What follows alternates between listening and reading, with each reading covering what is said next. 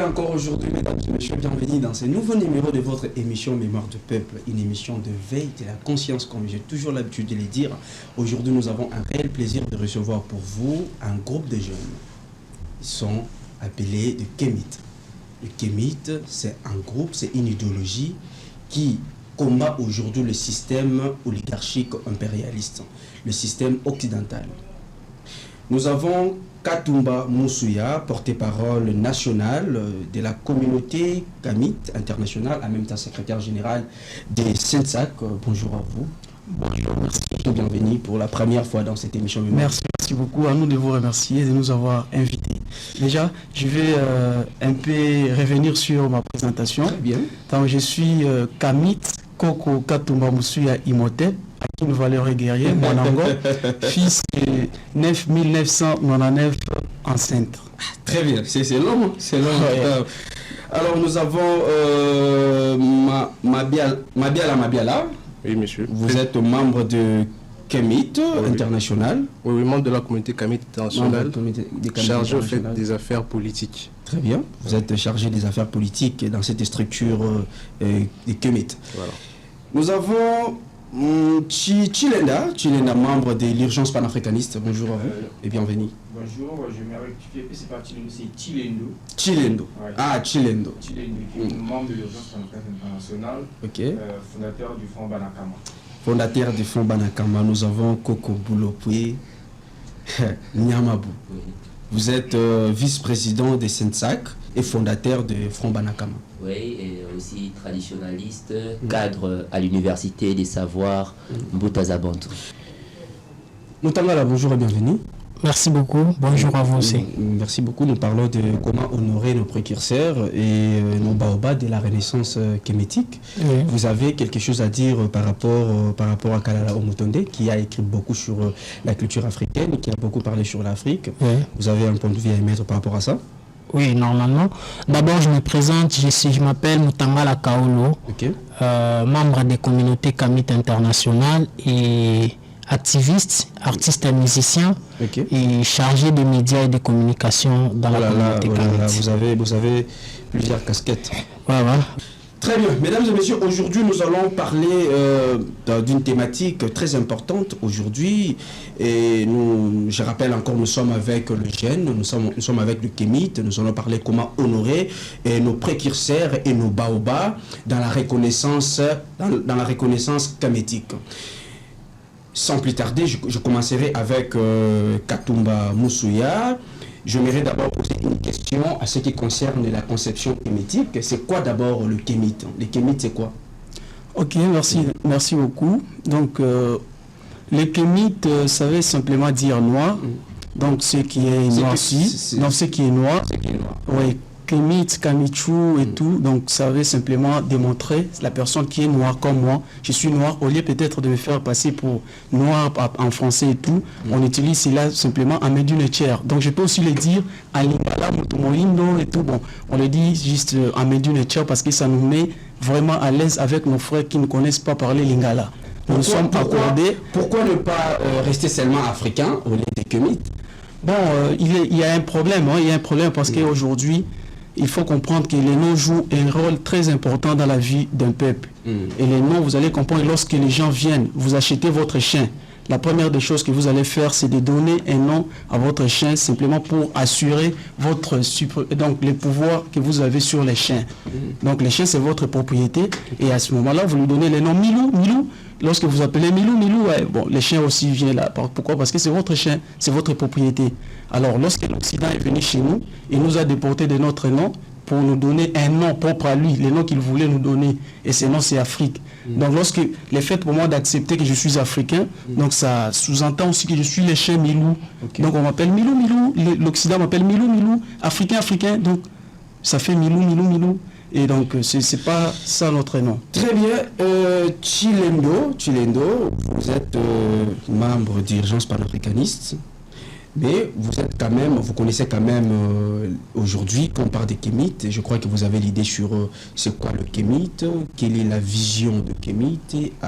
Donc, voilà, expliquer d'une manière brève et à quoi remonte en fait la conception kémétique. Merci pour la question. Premièrement, je pourrais dire que la vision des Kémites, c'est d'avoir une vision logique initiale de la pensée africaine. Comprenez? Parce que chaque peuple, chaque civilisation a eu à développer une pensée par rapport à leur manière de concevoir, surtout, je peux dire, parce que dans l'angle plus spirituel, surtout le divin, et automatiquement, étant kamite, on a eu à concevoir notre manière civilisationnelle dans cette pensée-là. Donc, c'est juste une pensée qui est la nôtre, qui est propre à nous. Voilà. Donc, c'est un peu ce que je peux dire sur les... C'est presque la même question. Nous sommes toujours dans cette conception kémétique parce que les auditeurs et les internautes aimeraient comprendre dans le sens un peu large ou strict c'est quoi le kémétisme comme doctrine ou c'est quoi le Banakama. Monsieur Mabiala, est-ce qu'aujourd'hui on peut dire que l'idéologie kémétique peut être adapté dans le système monde aujourd'hui? Bon, je voulais beaucoup plus parler sur le projet du professeur. Son projet, le plus gros projet, c'était d'abord la géothermie. Donc, le professeur Kalala Omotunde, oui. Très bien. C'est quoi la géothermie en fait? La géothermie, c'est l'utilisation par l'homme de la chaleur de la terre pour produire de l'énergie. Okay. Et cette chaleur provient de la profondeur de la terre et de la radioactivité naturelle. Très bien. En fait, quand on parle de la géothermie, en fait, il s'est battu pour que l'Afrique récupère cette technologie liée à la géothermie, puisqu'en Guadeloupe, il y a déjà beaucoup de personnes qui ont développé en fait ces connaissances sur la géothermie. Et quand on dit ça, c'était un enjeu énorme en fait. Et c'était bouleverser toutes les entreprises occidentales qui produisent l'énergie en Afrique en fait. Okay. Et aussi, lors de sa dernière conférence à Yaoundé sur l'avancée scientifique africaine, les thèmes qu'il a développés, c'était actualiser l'héritage scientifique africain pour refonder l'histoire mondiale de la Commission. Vous voyez l'ambition. Donc, il fallait renverser l'hégémonie intellectuelle mondiale. Okay. Donc, pour moi, quand je vois les risques qu'il courait, et que sa mort, on nous interdit de réfléchir ou bien de penser sur sa mort, c'est qu'il y a un problème en fait. Parce que l'un des moyens d'honorer sa mémoire, c'est d'enquêter aussi sur sa mort. C'est aussi important. Très bien. Mais on nous empêche de le faire. Et puis, nous aussi, bon, je me disais que c'est pour ça que j'ai dit aux frères de notre communauté qu'on doit être fort économiquement.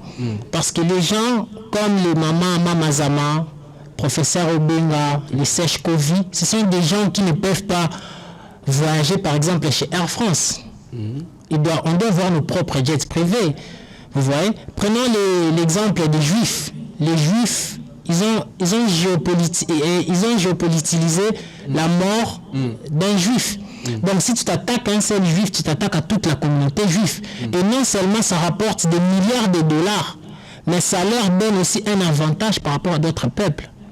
Vous voyez, donc mon point de vue c'était qu'on soit unis, qu'on cotise, puisque les Juifs cotisent, toute la communauté juive cotise, au cas où ça part en couille, au cas où le monde entier s'attaque vers nous, va se protéger. Mais est-ce que vous êtes vous-même unis, vous les Kémites?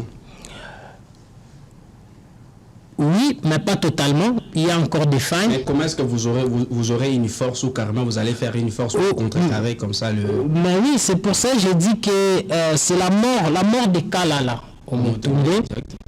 Ce que les gens ne savent pas, c'est que la mort de Kalala au Motunde est un élément déclencheur, comment je peux dire, de la solidarité kamitique. Malgré qu'il n'est pas le père fondateur. Malgré qu'il n'est pas le père fondateur. Parce que Kalala, ce que les gens ignorent, c'est que Kalala Omotunde est venu achever la mission de Tchenkata Diop. Ok, donc Kalala est venu achever la mission de Tchenkata Diop. Oui. Adapter ou carrément il faire une comparaison, une étude comparative entre l'évolution du monde et l'idéologie kémétique. En analysant le problème de façon plus approfondie, nous pouvons dire que en réalité, si nous le faisons, l'Africain se perdra. Ok. Tout simplement, l'Africain se perdra. Pourquoi? Parce qu'en réalité, la conception africaine est une conception du monde, en fait. C'est une conception holistique qui permet en réalité de vibrer avec l'univers et de tout ce qui les régit de façon naturelle. Or, la conception étrangère est une conception qui va à l'encontre des lois naturelles. Et voilà pourquoi aujourd'hui nous avons certains pépins dans presque tous les compartiments du développement. Voyez-vous? Et c'est cette chose qui fait qu'aujourd'hui l'Afrique ne puisse plus se retrouver sur la place mondiale et aussi de garder au fait des valeurs qui sont propres à elle. Mais pourquoi aujourd'hui l'idéologie kémétique n'est pas installée partout dans tout, je crois, dans toute l'Afrique, dans tous les pays africains? Je ne pense pas que, par exemple, dans le Congo en face, il y a un groupe. Est-ce qu'il y a d'ailleurs un groupe de kémites qui sont là? Bien sûr. Okay. Dans tous les pays africains. Dans tous les pays africains, nous pouvons dire non, mais la mouvance au fait kémite prend de l'ampleur actuellement. Ça, il faut le savoir. Ça prend de l'ampleur et c'est pas prêt de s'arrêter. Ok. Voilà. Coco Bouloboué, c'est mon frère. Mais moi, j'aimerais que vous expliquiez en fait la provenance, l'histoire des kémites, l'histoire du kémitisme. À quand? Je poserai sûrement la même question, mais vous allez rester dans la logique de nous expliquer la provenance du kémite. À quand remonte l'histoire du kémite, si pas en Afrique, comme mon frère Katumba a dit, Moussouya a dit, les kémites, c'est justement ce qui est noir. Mais les concepts, l'idéologie kémétique remonte quand? En fait, le kémitique comme mouvance en soi, c'est un mouvement qui date de plus ou moins, ça a déjà une vingtaine d'années. Ok. Ouais, c'est juste l'aboutissement, c'est l'aboutissement et c'est l'accomplissement en fait d'une révolution.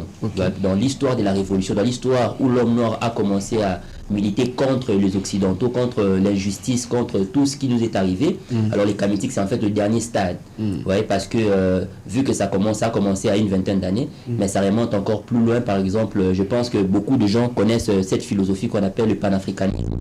Ouais, parce que le panafricanisme est né tout juste lorsque l'homme noir, pendant l'esclavage, pendant la colonisation, il a commencé à militer, surtout en Amérique. Ouais, le noir qui était en Amérique, lorsqu'ils ont commencé à se révolter, à faire des révolutions contre l'injustice, contre la traite négrière, ils ont d'abord réussi à battre le système occidental. Et après avoir battu cela, il y a eu maintenant une mouvance qu'on appelle le panafricanisme qui consistait à réunifier tout le noir. Ouais, quand on parle du panafricanisme, c'est d'abord l'unité entre le noir et la solidarité. C'était cette mouvance qui a eu beaucoup plus de l'ampleur à travers le temps. On parlait du panafricanisme. Mais à travers le temps, on a compris que le panafricanisme n'est resté que dans l'angle politique surtout. C'était extrêmement resté dans l'angle politique. Alors, dans l'angle politique, cette mouvance est arrivée au continent, on a eu les indépendances, maintenant l'homme blanc est parti, mais apparemment rien ne va toujours. Maintenant on s'est posé la question, les indépendances, nous l'avons, on est indépendant parce qu'il y a des papiers signés. Il y a eu, par exemple dans le cas de notre pays, il y a eu la révolte du 4 janvier 1959, c'est-à-dire que ça prouve qu'il y a eu des martyrs et puis l'homme blanc est parti, c'est-à-dire qu'on est indépendant. Maintenant, qu'est-ce qui ne marche pas? C'est parce que maintenant, on essaie maintenant de gouverner par rapport au paradigme de l'occidentaux. Ouais, avant que l'homme blanc arrive, on avait nos systèmes, on avait nos valeurs, on avait toute notre manière à fonctionner. Très bien. Ouais, maintenant, cette manière-là, comment est-ce qu'on va y revenir? C'est à ce moment-là maintenant que le kémitique est arrivé, c'est-à-dire que le kémitisme, c'est-à-dire que c'est un panafricanisme culturel. Ouais, on est revenu sur nous-mêmes, on pense l'univers, on pense le monde par rapport à notre paradigme. Voilà pourquoi on a questionné même le nom. Le nom Afrique, ça vient d'où? Pourquoi se faire appeler africain? Ça vient d'où? On s'est posé toutes ces choses. Donc c'était par rapport aux questions posées que vous avez maintenant trouvé la réponse par rapport à la provenance de l'Afrique. C'est quoi en fait l'Afrique? C'est quoi le vrai nom de l'Afrique? Et cela a engendré aujourd'hui les noms que vous appelez le kémite. Oui. Et il y a aussi deux tendances aussi à nuancer, à comprendre. Il y a d'abord la première chose, c'est d'abord avoir une identité culturelle. Très bien. Vous voyez, quand je me dis kémite, je suis le seul à définir. Parce que c'est un mot qui vient de chez nous, tu vois, c'est un mot qui vient de notre bassin civilisationnel. Quand je parle de kémite, c'est moi qui ai l'explication à donner au kémite. C'est-à-dire l'homme blanc viendra étudier ce que moi j'écris, viendra étudier Cheikh Anta Diop pour comprendre c'est quoi être kémite, c'est être authentique. Et puis la deuxième chose aussi pour conclure, c'est qu'entre nous aussi il y a des petits conflits, parce que lorsque l'homme blanc est parti, il y a des petits conflits qui est resté. Un tel va dire moi je suis Luba, moi je suis Dongo, moi je suis ceci. Maintenant, trouvons le mot kémite, c'est un nom neutre. Vous voyez, c'est-à-dire quand je parle du Kamit, c'est notre passé le plus lointain, c'est-à-dire qu'un Wolof du Sénégal, un Zoulou de l'Afrique du Sud, un Congo, il y a une certaine complémentarité. Il y a une complémentarité. Tout le monde va se mettre d'accord sur le mot Afrique, ou sur le mot Kamit plutôt. Le mot Kama, le mot Kamit, tout le monde va se mettre d'accord. Il y a une égalité en termes de culture, en termes de compréhension globale de notre subsistance. Oui. Je suis avec Koko Katumba Moussouya, l'homme de quoi? Des 1909 ancêtre. Nous allons prendre la thématique d'aujourd'hui, comment honorer nos précurseurs et nos baobabs de la renaissance kémétique. Merci beaucoup. Je m'aimerais poser une question d'abord. Oui, d'accord. Parce que je vois déjà que vous êtes activé et d'explorer en même temps. Nous sommes là pour répondre. Exactement. Mais lorsque vous parlez de la renaissance kémétique, on fait allusion à quoi? Bon, la renaissance kémétique... Lorsqu'on parle de la renaissance kémétique, j'aimerais que vous expliquiez pourquoi la renaissance kémétique. Donc la renaissance kémétique, parce qu'il y a eu un certain problème, un moment avec nos aïeux, ils ont subi beaucoup de problèmes, beaucoup d'atrocités sur le fait de la colonisation, l'esclavagisme. Aujourd'hui, nous sommes dans le néocolonialisme. Il a fallu maintenant réveiller ces pharaons qui longtemps étaient retenus dans une prison. Le pharaon de l'Égypte antique. Oui, ces pharaons que nous sommes tous les Noirs. Donc il a fallu réveiller ce que nous sommes, notre être intérieur, pour, n'est-ce pas, donner au moins la paix et la liberté à l'homme noir. Parce que nous avons les indépendances, mais à ce que l'on voit, le néocolonialisme continue toujours de gangréner notre espace. Et donc cela constitue vraiment un grand défi. C'est pourquoi on doit faire recours à notre ancestralité et voilà pourquoi on vient avec la renaissance kémétique, parce que c'est la seule solution pour pallier aux problèmes qui nous guettent jusque-là. Comment on aurait maintenant nos précurseurs, en même temps nos baobabs de la renaissance kémétique? Bon voilà, avant d'arriver d'abord là-bas, je vais commencer par nous présenter parce que nous sommes partis sur la présentation individuelle. Je vais d'abord présenter notre organisation. Nous sommes l'organisation Communauté Kamit Internationale. Et ici en RDC, nous avons une représentation. La représentation c'est la Communauté Kamit Internationale, section RDC, Kinshasa, Malébo. Parce qu'avec les termes Kinshasa aussi, il y a un petit souci, c'est pourquoi on préfère plus Malébo. On sous-entend que c'est une structure qui s'est installée partout dans le monde. Oui, partout dans le monde. Nous sommes partout dans le monde. Nous sommes en Côte d'Ivoire, Mali, Guinée, nous sommes au Congo, Brazza, nous sommes en Angola, aux États-Unis, nous avons une structure aussi au niveau de la diaspora. Donc nous sommes un peu partout dans le monde. Très bien. Cette mouvance, elle est partout. Nous sommes partout. Voilà, c'est dans ces cadres-là que nous allons aujourd'hui intervenir pour expliquer la nécessité de célébrer nos ancêtres, nos précurseurs, nos baobabs, qui ont quand même contribué significativement dans, n'est-ce pas, la mouvance kémétique, la renaissance même. Donc pour que l'on puisse avoir des pistes pour savoir nous partons où, qu'est-ce que nous faisons. Donc il y a eu ceux-là qui ont tracé les chemins. Donc on va parler de cela. Mais aujourd'hui, je pense que mon frère Boulopo Nyamabou venait de l'expliquer. Il a expliqué quand même en détail les kémétiques. Nous avions commencé la lutte de quelque part et jusque-là nous continuons toujours dans la lutte. Et la lutte est en train d'émerger quand même parce que nous voyons aujourd'hui, il y a des avancées vraiment qui se font voir et il est important. Il a été important pour nous de réfléchir, parce que ça n'a jamais existé, de réfléchir sur une date qui devrait être célébrée partout dans le monde. Partout où il y a des kémites, il devrait au moins avoir une date consacrée à la célébration de la journée internationale du kémétique. Donc voilà, c'est les 14, les 14, tout 14 novembre, donc doit être célébrée la journée internationale du kémétique. Mais là, il faut introduire des documents au niveau des gouvernements. Je pense que la chose commence d'abord par être esprit avant de se matérialiser. Et il suffit simplement d'avoir l'esprit. En esprit, vous vous dites que non, chaque 14, nous allons faire ceci, nous allons faire cela. Et peut-être en évoluant, ça peut aboutir. Moi, j'aimerais que vous expliquiez aux internautes et aux auditeurs comment honorer nos précurseurs et nos baobabs de la reconnaissance, bien sûr, qu'émettait. Bien entendu, nous sommes là. Donc voilà, cette date du 14 coïncide avec la traversée dans le monde des esprits de notre grand ancêtre. Oui, dans le monde des esprits de nos ancêtres. Ouais, c'est l'un des ancêtres qui fait d'ailleurs partie des 9999 ancêtres. Il s'agit là de Kalala Omotunde Nusere. Oui, donc voilà, c'est les 14 qu'il avait fait sa traversée, les 14 novembre, et raison pour laquelle nous aussi, pour honorer sa mémoire, pour honorer la lutte qu'il a, n'est-ce pas, il est de quelle nationalité déjà? Il est de Guadeloupe. De Guadeloupe, ok. Guadeloupe, oui. Donc c'est bon. Mais parler de nationalité, on n'aime pas beaucoup plus parler de cela parce que ça nous limite. On veut enlever toutes les barrières, toutes les frontières érigées par les Occidentaux. Donc pour nous, nous ne sommes qu'Amites. Africains, ça fait un peu mal aux oreilles et tout. D'accord. On préfère. Donc Africain, lorsque vous m'appelez Africain, c'est comme si vous m'appelez Milou. Je ne suis pas le chien de quelqu'un. D'accord. Voilà. Donc nous allons parler donc de notre ancêtre Kalala Omotunde, pas seulement lui, mais aussi avec certains qui ont quand même mené une lutte, qui nous ont laissé vraiment des choses, même ceux-là qui sont en vie.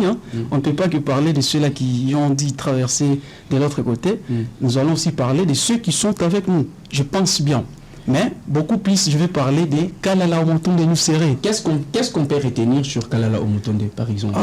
Ce qu'il faut retenir, je pense que Kalala Omotunde a fait tellement beaucoup de choses pour notre continent. Si seulement à l'époque qu'il était, on avait vraiment des dirigeants lucides, clairvoyants. L'Afrique ou le Kama, notre Kama serait déjà vraiment totalement évolué.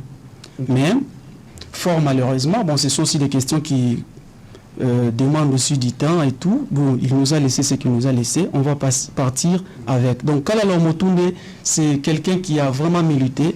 Il a mené un grand combat. Un combat que je ne sais pas si on aura encore des gens qui peuvent le faire, mais je pense que ce serait que des ancestralistes qui vont le faire. Kalala Omotunde a écrit tellement de livres. Il a montré à l'homme noir qu'il a été trompé depuis toujours par l'Occident. Il nous a montré notre berceau civilisationnel. Il a montré à l'homme noir que c'est lui qui est à l'origine de la création de beaucoup de choses dans ce monde. Je prends le cas des mathématiques. Il nous a expliqué, parce qu'il n'y a pas de tableau, j'allais d'ailleurs vous démontrer comment nos ancêtres faisaient des mathématiques et tout. Il nous a démontré que ce sont nos ancêtres qui sont les premiers qui ont inventé la médecine. Nos ancêtres sont les premiers qui ont commencé par étudier les astres. Nos ancêtres. Donc, vous voyez, tout ça, il nous a démontré beaucoup de choses. Il a fait beaucoup de choses. Il a dit tellement de choses. Il a écrit plusieurs livres, plusieurs ouvrages. Sur l'histoire africaine. Sur l'histoire africaine, bien entendu. Ou sur l'histoire des Kama, comme vous voulez. L'histoire des Kama, bien entendu. Donc, voilà, il a écrit il a écrit tellement de livres, mais je vais quand même citer lesquels. Il y a l'origine négo-africaine du savoir grec. Vous voyez que les Grecs ont pris chez nous. Mais ils ont essayé un peu de mentir quelque part, ils n'ont pas reconnu. Parce que je vais vous dire que les premiers hommes intelligents chez ces gens-là de couleur, parce qu'ils s'appellent blancs, et même ils ont montré la couleur blanche, mais lorsqu'on voit la couleur blanche et eux, ça ne fait pas... Il n'y a pas photo. Donc il n'y a pas photo. C'est deux choses différentes. Mais je ne sais pas en quoi ils sont blancs. Et donc voilà. Et il nous a démontré Thalès est venu apprendre en Égypte chez nous, en Kama. Il a étudié chez nous. Et puis, lorsqu'il rentrait, il a vu Pythagore qui avait aussi besoin d'apprendre les mathématiques. Thalès lui dira, non, moi, je n'ai absolument rien comme connaissance en cela. D'ailleurs, je n'ai pris qu'une partie. Si tu veux apprendre, tu vas rentrer là-bas, de là où je viens. C'est là où il y a des grands professeurs qui vont t'apprendre. À l'époque, dans l'Égypte antique, il y avait déjà des professeurs. Oh, mais je vous dis, moi-même, je suis Imhotep. Imhotep, c'est un grand professeur. C'est lui qui a appris à tous ces gens. J'aimerais poser une question de l'autre côté. Vous allez continuer, vous aurez encore la parole. D'accord. Donc je voulais parler encore de notre livre, Il est temps de passer la parole à mon frère. Il a parlé aussi de la traite négrière européenne. Ce qu'ils ont fait. Vérité et mensonge. Il a démontré ce que ces gens ont fait. Il a publié tellement de livres, les racines africaines de la civilisation européenne. Donc vous allez comprendre que la civilisation européenne, l'Europe a été civilisée partant du contact avec le monde africain. Ce sont des gens très sauvages, ils ne connaissaient absolument rien, ils ne s'inquiétaient même pas à l'avancée du monde. ce sont des gens vraiment, je ne sais pas comment les qualifier, mais ils vivent comme s'ils n'ont pas d'âme. Ce sont des gens qui n'ont pas d'esprit. Pourtant, l'homme noir a toujours eu un esprit.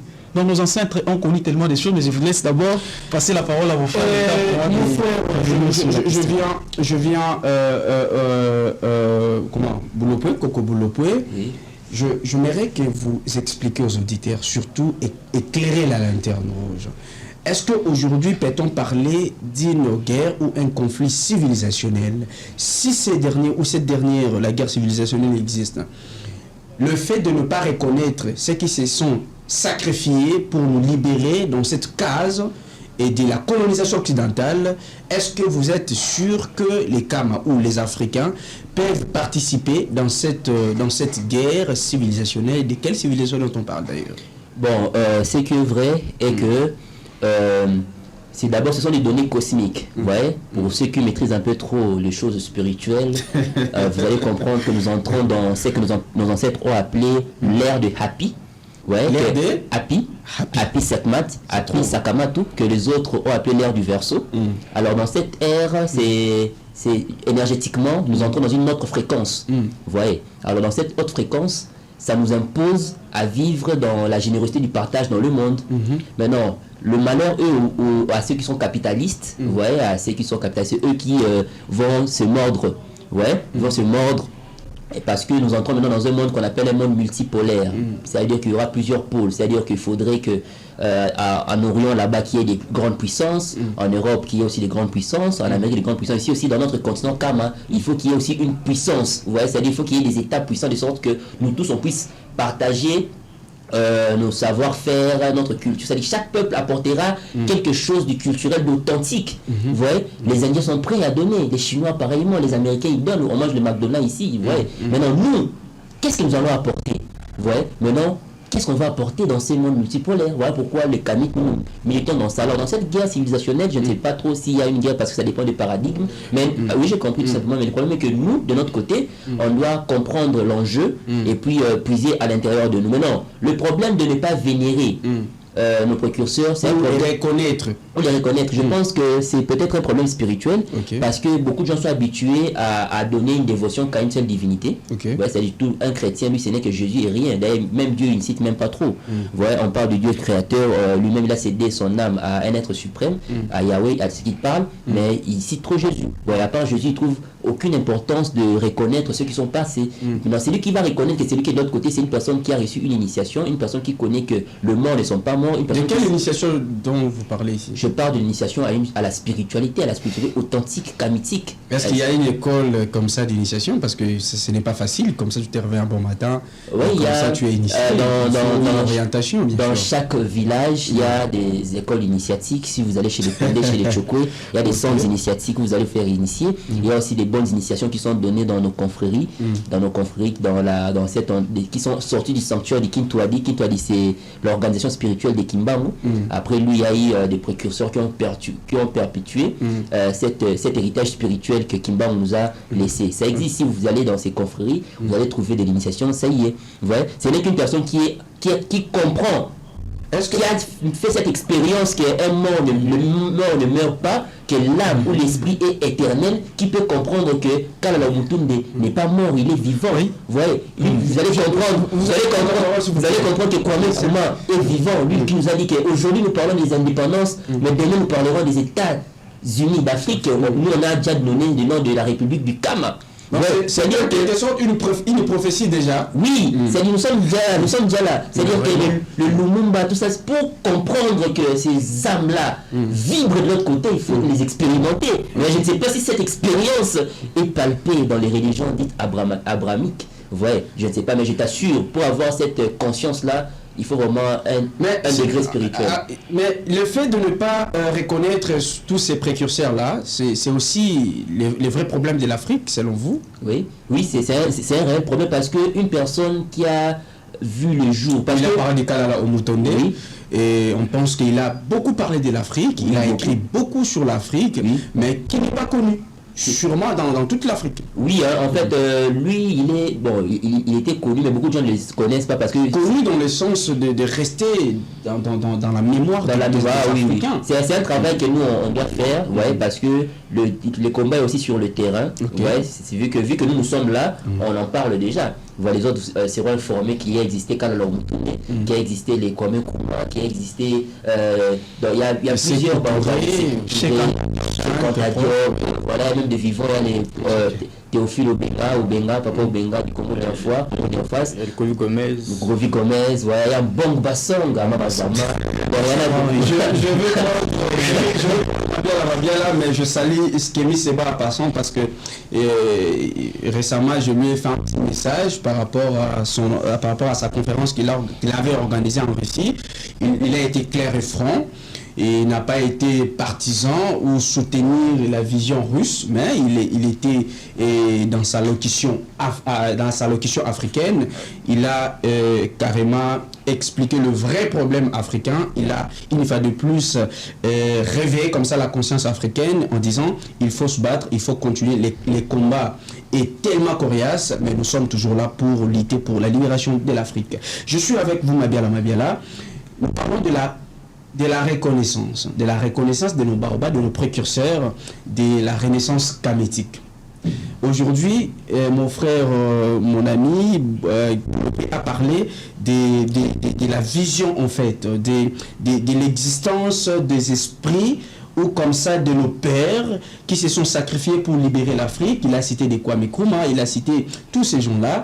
Mon frère Katumba Moussoua, lui qui est le secrétaire, je rappelle ici, secrétaire général des CESA, Conseil des Sages du Kama. Exactement, il a parlé de Kalala Omutonde.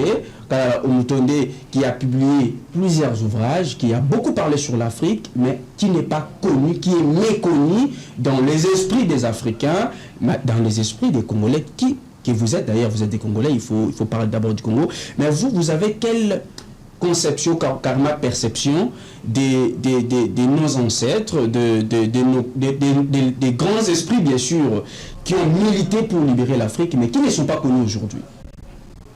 La conception en fait, de ceux qui ne sont pas connus, de nos ancêtres, de nos vaillants combattants. C'est en réalité pour la renaissance kamétique. Voilà. Pas panafricaine, mais kémitique. Il faut préciser. Très bien. Ok. C'est juste que pour cette reconnaissance, il faudra d'abord une certaine vulgarisation de la chose. Ok. Être sur le terrain, parler de ça et intérioriser la chose pour que les gens qui vous suivent puissent avoir en réalité l'esprit que vous incarnez. Ok. Parce que quand vous parlez de quelque chose, vous devez être sûr, avoir la conviction, cette foi-là intérieure, pour que ceux qui vous suivent puissent en réalité entrer au fait dans le bain de la chose. Parce que quand on parle du kamétique aujourd'hui, même de ceux qui sont passés de nos ancêtres combattants, quand on parle par exemple de Cheikh Anta Diop, beaucoup ne savent pas Cheikh Anta Diop. Pourquoi? Parce qu'en réalité, ces ouvrages, ces œuvres n'ont pas été vulgarisées. Ça a été caché au fait à un certain public. Et cela est fait à dessein. Pourquoi? Pour garder les Africains dans une rangée au fait, comment je pourrais dire, un peu plus basse, pour que ceux qui ont des mentalités un peu perfides pour dominer l'Africain puissent prendre le dessus. Parce que c'est pas un travail que les autres doivent faire, c'est plutôt un travail intrinsèque pour nous-mêmes, noirs, kamites, pas africains. Kamites. Voyez-vous, c'est un travail que nous, kamites, devons faire pour valoriser ceux qui se sont battus, comme Cheikh Anta Diop, Sékou Touré, Marcus Garvey aux Amériques, voyez-vous. Donc c'est ça en fait le combat que nous devons mener, réveiller en fait les consciences, faire de sorte que les populations africaines, congolaises précisément, puissent avoir dans la conscience qu'il y a de ceux qui se sont battus pour qu'eux puissent être libres aujourd'hui. Même s'il y a en quelque sorte une pseudo-liberté aujourd'hui, voyez-vous, avec le néocolonialisme. Donc cette conception-là doit être partagée par ceux qui ont en réalité incarné en fait les visions de nos précurseurs. Je m'aimerais quand même poser une question parce que je vous vois tellement animé par l'esprit kémétique. Quelle était la motivation qui vous a poussé aujourd'hui de marier en fait cette vision kémétique, enfin de propager, de partager, de prêcher l'évangile kémétique dans le monde, surtout en Afrique? L'évangile kémétique, ok. Ma motivation en réalité, c'est le fait de voir en fait l'homme noir libre, épanoui à travers le monde, tout en respectant aussi les autres peuples à travers le Vous monde. n'êtes pas radical. Non, nous ne sommes pas radicaux. nier d'autres peuples. Non. Pourquoi si on le fait en réalité, nous ne sommes plus kamites. Parce que le kamite, lui, respecte tout le monde. Il n'est pas supérieur, il n'est pas inférieur non plus. Voyez-vous? Là, il faut quand même marquer certains points. Et le kamite, s'il se met en réalité à, comme vous avez dit, à nier notre peuple, la lutte qu'il fait tombe est carrément vaine. Pourquoi? Parce que quand on est kamite, il faut respecter l'ordre naturel. Et respecter l'ordre naturel, il faut accepter l'autre. Respecter aussi la nature. Voyez-vous, avoir une vision holistique de la vie. Sur le plan spirituel et aussi sur le plan physique. Parce que quand on intériorise, le frère Boulopi Namabou a parlé ici de la spiritualité, quand on intériorise en fait certains concepts spirituels et qu'on les vit au jour le jour, le physique est totalement différent. C'est totalement différent quand on est avec les religions dites révélées, abrahamiques, tout ça. Donc, vous avez une vision totalement différente du monde. Vous vous sentez intérieurement apaisé, libre.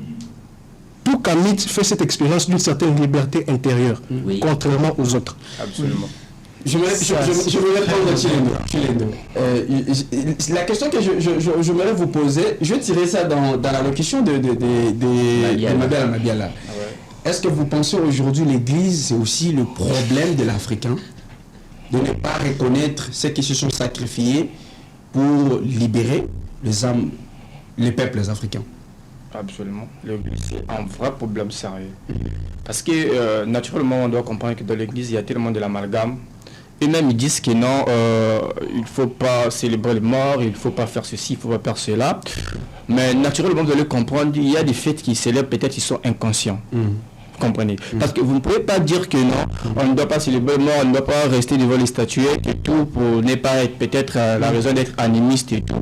Mais vous devez comprendre que quelqu'un qui se donne de la peine d'aller s'agenouiller devant la statuette de je ne sais pas si c'est Marie ou je ne sais pas c'est quelle femme là, et puis lorsqu'on parle de la personne qui lui ressemble, il s'est dit que non, ça c'est pas sérieux, c'est la culture, c'est le coutume, c'est diabolique et tout machin, mais en réalité et la personne préfère rester devant un truc, je sais pas, faire en métal, je sais pas, en plastique ou quoi. On te dit que c'est la Sainte Marie. Et vous êtes là, tout joyeuse, heureuse, vous restez beaucoup de chapeaux. Donc les Africains acceptent la culture ou les ancêtres des autres que les leurs. Absolument. Et c'est déjà un danger. Parce que si j'ai rejoint mon frère Imhotep, lorsqu'il parlait du cas au Motunde, vous allez comprendre qu'au Motunde nous avait laissé une leçon très capitale. Laquelle? Vous devez savoir une chose, il nous avait dit ceci. On ne peut jamais chercher à exister. Donc qu'est-ce qu'il disait? Il disait on ne peut jamais se développer si on ne se reconnaît pas ce que nous sommes. Là c'est un danger. Il nous avait même donné l'exemple très très typique du cocotier. Vous voyez, j'aime trop cet exemple-là. Vous voyez le cocotier lorsqu'il est au bord de l'océan ou bien au bord de la plage. Le cocotier il est mince et il est très élancé. Et il a la charge en haut. Il a des cocotiers, des cocos et puis ces trucs. Mais peu importe le cyclone ou le vent qui peut passer, le cocotier reste debout. Alors qu'est-ce qui fait que le cocotier reste debout? Il y a un secret. Les racines. La profondeur. Ça veut dire sans racines. C'est un peuple. C'est la profondeur. Vous voyez, un peuple sans racines, c'est un peuple qui s'apprête à disparaître. Carrément. Mais est-ce que vous comprenez? Mais lorsque vous parlez des racines, vous faites allusion à quoi finalement? Naturellement aux ancêtres. À ceux qui nous ont précédés. Parce qu'on ne peut pas être Chilendo, si je ne sais pas que j'ai un arrière-parent qui s'appelait Chilendo. Est-ce que derrière Chilendo, il y a un esprit qui se cache? Carrément. C'est un grand esprit. Un grand esprit qui se cache, un grand esprit enrageux, qui veut dire qui se cache. C'est ça, absolument. C'est comme ça. Coco Boulopoué, je reviens à vous, justement pour avancer toujours dans le cadre de cette émission. Oui, on est ensemble, c'est magnifique, j'aime vraiment l'émission, la mémoire du peuple, c'est vraiment magnifique. Exactement. De parler de notre mémoire. Nous parlons ici des Kalala Omotonde parce que c'est en fait un personnage que nous avons que nous mettons, nous mettons l'accent sur lui. Absolument. On parlera aussi d'autres précurseurs chez Nkata Diop. Oui. On parle aussi des autres précurseurs de la Renaissance kamétique. Mais Kalala Omotonde, aujourd'hui, comme je l'ai dit, n'est pas vraiment connu, n'est pas comme ça resté dans la mémoire des Africains. Mais qu'est-ce qu'on peut faire aujourd'hui pour changer la posture de l'histoire, pour ne pas rester scotché à l'histoire racontée par l'autre voisin, l'Occident, et finalement pour commencer à faire comprendre aux peuples africains, à la jeunesse africaine, comment et qu'est-ce que Kalala Omotonde a fait dans le monde aujourd'hui, dans la conception africaine, pour décoller l'Afrique, pour sortir l'Afrique dans ses vases clos. La meilleure manière de honorer ceux qui sont venus avant nous, comme mon frère l'a dit, quand il y a des racines, c'est pour que l'arbre porte des fruits. Vous voyez, c'est-à-dire qu'on doit produire des fruits, on doit être sur le terrain, on doit vraiment perpétuer ce qu'eux nous ont laissé. Vous voyez, Kalala Omotonde nous a laissé plusieurs grands projets. Il nous a laissé les projets de la géothermie, qui a donné, c'était une solution pour mettre fin à plusieurs conflits. Vous voyez, Kalala Omotonde, en fait, il avait une conception du monde authentique, c'est-à-dire que tu as un Kami, c'est une personne qui est revenue, qui pense le monde par rapport à le paradigme authentique de notre continent, par rapport à notre culture. Il voit la politique, l'économie, la spiritualité, l'armée, la communication. Il voit ça par rapport à notre paradigme. Je donne juste un exemple. Vous voyez, il y a eu un président de notre pays qui s'est dit que voilà, je dois faire des barrages hydroélectriques et mettre 52 turbines à l'intérieur pour que chaque turbine alimente chaque pays du continent d'Afrique. Avec cet acte-là, vu qu'il a pensé à tous les pays d'Afrique, on peut l'appeler panafricain. Ouais, parce qu'il a pensé à tout le monde. Et puis, il a réfléchi par rapport, on peut dire, bon, c'est juste pour comparer les cerveaux. Tu vois qu'il a réfléchi par rapport à l'Occident, non? C'est-à-dire qu'il dit, voilà, l'Occident, il y a l'hydroélectrique, on doit produire de l'énergie. Il a réfléchi comme ça. Mais tu vas voir qu'un Kamitz, par rapport à tout ce qu'on nous propose comme solution énergétique, un Kamitz réfléchit, dit que non, je préfère la géothermie. Parce que la géothermie, ça limite les conflits. La géothermie, ça va, c'est facile, chacun peut en produire. C'est-à-dire qu'il cherche une solution de paix. Il ne réfléchit pas par rapport au paradigme de l'autre, il réfléchit par rapport à son paradigme. Là, c'est juste une question par rapport à l'énergie. Mais on peut trouver ce genre d'exemples, même dans la politique, même dans l'économie. Voilà pourquoi même il y a même une critique. On dit par exemple que les Kamites ne s'intéressent pas trop à la politique. Ce n'est pas cela, c'est parce que les Kamites ont une vision du monde de la politique. Propre à eux. Parce que si on a à chaque fois, parce que dans la politique c'est ça en fait la mode, tu vois, critiquer le pouvoir en place pour se faire un peu du succès, parce que jouer un peu le jeu, parce que quand tu critiques par exemple le pouvoir en place, automatiquement tu es du côté, tu joues le jeu de l'opposition. Tu as le même discours qu'un opposant. Maintenant on ne sait pas, on a eu ici dans notre pays un parti politique qui a fait trop de temps dans l'opposition, il est maintenant dans la majorité, maintenant tu vois que c'est rien ne change, on peut dire. C'est-à-dire que dans le fond du problème, c'est quoi? Nous, on a notre vision du monde de la politique, que les autres peuvent venir plutôt apprendre cela. Et voilà, maintenant on y travaille. Vous voyez, c'est vrai que sur le terrain, on y travaille parce qu'on est là. Vous voyez, nous sommes déjà dans des organisations. Tu vois, il y a plusieurs organisations. On t'a parlé même du CESAC. C'est une plateforme qui réunit plusieurs organisations, qui est patronnée par le président Lobo Lalo Ilondo. Nous y travaillons quand même du point de vue des idées, des projets pour mettre en place un système véritable, une machine qui va vraiment progressivement arriver au bout, comme je l'avais dit au début, que le Kamitique c'est l'aboutissement, tu vois, de cette lutte de la révolution. Parce que la lutte de la révolution a eu plusieurs noms au fil du temps, a eu plusieurs visions du monde. Cette fois-ci, maintenant, c'est effectif parce qu'il y a la spiritualité et la culture. Qu'est-ce qu'on peut faire aujourd'hui pour faire comprendre aux Africains la pensée des Omotonde, comme la question que j'avais posée, ce que Omotonde a fait et qui était réellement Kalala Omotonde. Voilà, c'est ça. C'est-à-dire qu'en ce moment, il faut d'abord faire des actions. C'est-à-dire qu'il y a un projet de la géothermie, on doit s'y mettre, avoir des centrales avec la production de l'énergie à travers la géothermie. Parce que quand je vais mettre en place cela, c'est les rendre vraiment, c'est l'honorer. Vous voyez, faire des actions sur le terrain, c'est-à-dire que lui, il voulait, en fait, même quand on parle, même quand on propose la journée du 14 novembre, comme la journée du Kamitique, vous voyez, c'est une manière aussi de l'honorer parce que lui, il a lité toute sa vie en étant Kamite. Alors, avoir une journée Kamitique, ça va nous permettre d'organiser des conférences, tu vois, à avoir ces livres, parce que c'est très difficile, il n'y a pas une bibliothèque ici il y a des livres de nos précurseurs afrocentriques, nos précurseurs kamites, ou même ceux qui sont vivants, qui écrivent des livres. Vous voyez, c'est-à-dire qu'il faudrait avoir une bibliothèque pour faciliter les autres personnes à venir apprendre sur ces choses. Vous voyez, c'est-à-dire que je donne deux solutions à cela. faire des actions sur le terrain par rapport au projet, Ok. vous voyez, et puis aussi organiser des conférences, des émissions comme ça pour en parler, pour que les gens puissent être informés. Les 14, c'est déjà une journée consacrée pour La célébration Du Kamiti. du Kamiti. Qu'est-ce qu'on peut retenir? Est-ce qu'il y a une conférence qui est déjà organisée par rapport à cette journée? Donc voilà, Mm. il faut déjà comprendre que c'est quelque chose qui n'a jamais existé. Ok. On a commencé avec cette mouvance et nous voyons ce qu'elle fait déjà dans le monde. Vous allez voir que les choses se bousculent pas mal dans le monde. Mm. Il y a un mouvement tellement que les gens ne comprennent pas. C'est un mouvement qui vient des astres.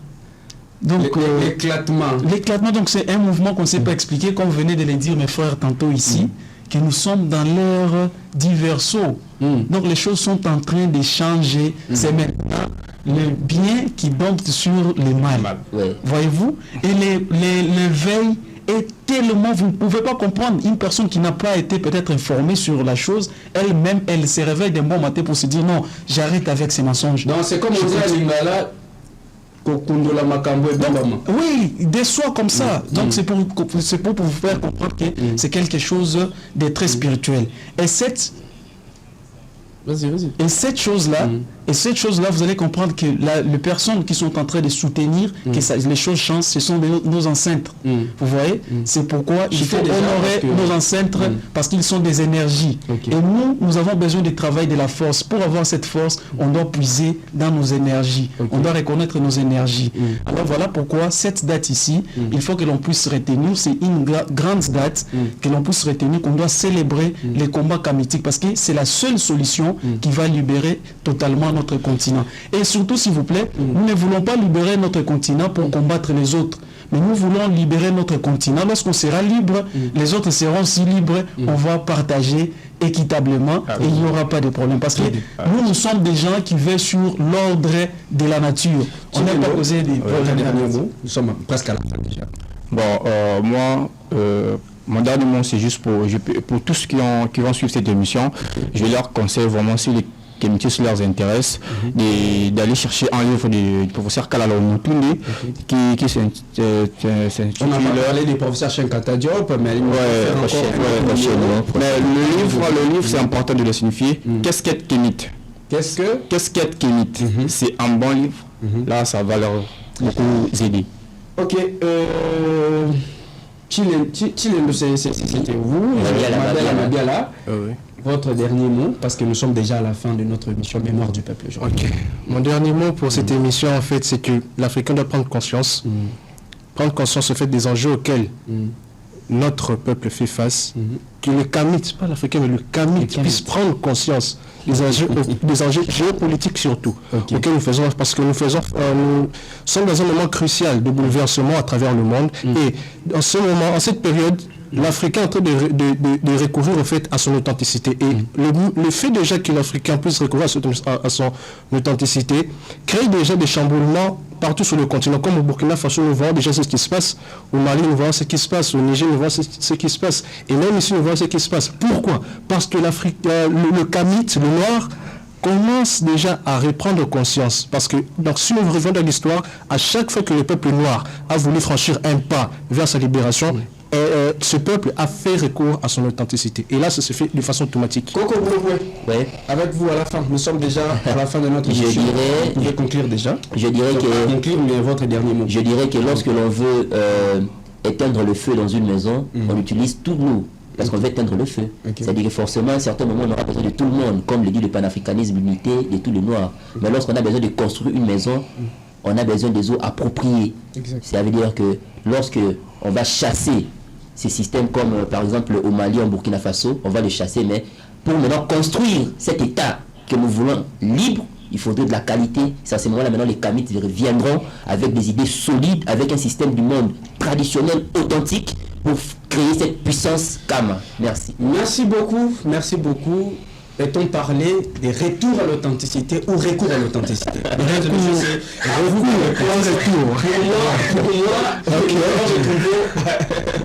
Je pense que